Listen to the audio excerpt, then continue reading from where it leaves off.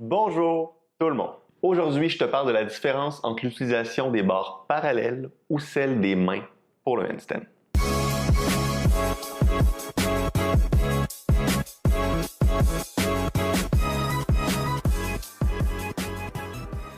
Les barres parallèles sont un outil vraiment super. C'est sans aucun doute un des accessoires les plus utilisés en calisthénie. Que ce soit pour faire des push-ups ou même quand on est rendu un peu plus avancé et qu'on se lance dans la planche, les barres parallèles font partie de l'entraînement de la plupart des athlètes de calisthénie.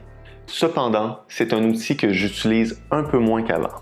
Avant, je les utilisais souvent quand je pratiquais le handstand ou le handstand push-up.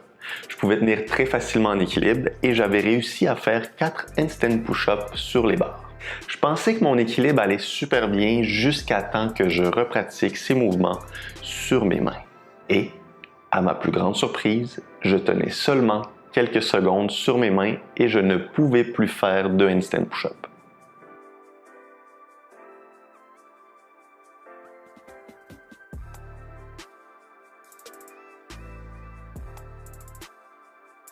Je le savais déjà qu'il y avait une bonne différence entre la pratique sur des barres et sur ses mains, mais pas à ce point-là.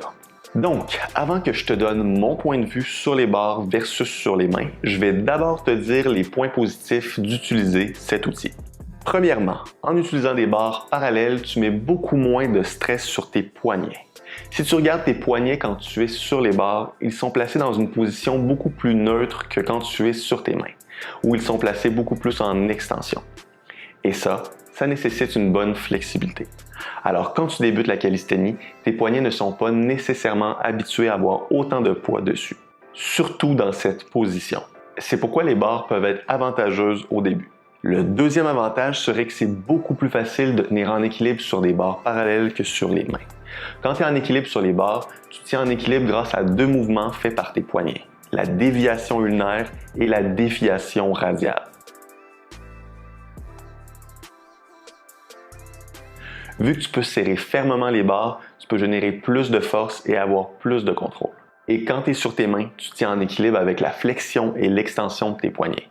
Ça va être beaucoup plus difficile parce que ça va te prendre plus de temps à développer la force et le contrôle nécessaires. Et là, on arrive au point négatif. Le fait de savoir tenir en équilibre sur des barres parallèles ne va pas t'aider à tenir en équilibre sur tes mains. Mais généralement, si tu es bon sur tes mains, tu vas pouvoir tenir facilement en équilibre sur tes barres ou avec un peu de pratique. Question de t'adapter. Donc, le transfert ne se fait que d'un seul côté. Deuxième point négatif. La beauté avec le handstand, c'est que tu peux en faire partout et tu as seulement besoin du sol. Donc, si tu dépends des barres parallèles pour pouvoir t'entraîner, ça te limite un peu plus. Ce qui m'a vraiment attiré avec la calisthénie, c'est que tu as besoin de rien pour t'entraîner. Ou à peine. Oui, c'est vrai que j'adore les anneaux de gymnastique et que je les utilise presque à tous les jours. Mais je cherche toujours à avoir un entraînement aussi minimaliste que possible. C'est peut-être dû au fait qu'avant, je faisais de l'haltérophilie. Bonne chance pour mettre ton gym dans ta valise en voyage. Le moins tu es dépendant d'équipement, le plus facile ce sera de t'entraîner où tu veux, quand tu veux. Et ça, c'est surtout pratique quand tu voyages beaucoup. Maintenant, la question est, sur quoi devrais-tu te concentrer? Les mains ou les barres parallèles? Si tu as bien écouté la vidéo, la réponse va être évidente. À mon avis, tu devrais prioriser l'apprentissage du handstand sur tes mains et varier parfois et utiliser les barres parallèles de temps à autre. En gros, tu pourrais utiliser les barres le tiers du temps. Donc, soit faire un entraînement sur 3 avec les barres ou terminer chacun de tes entraînements de handstand avec les barres.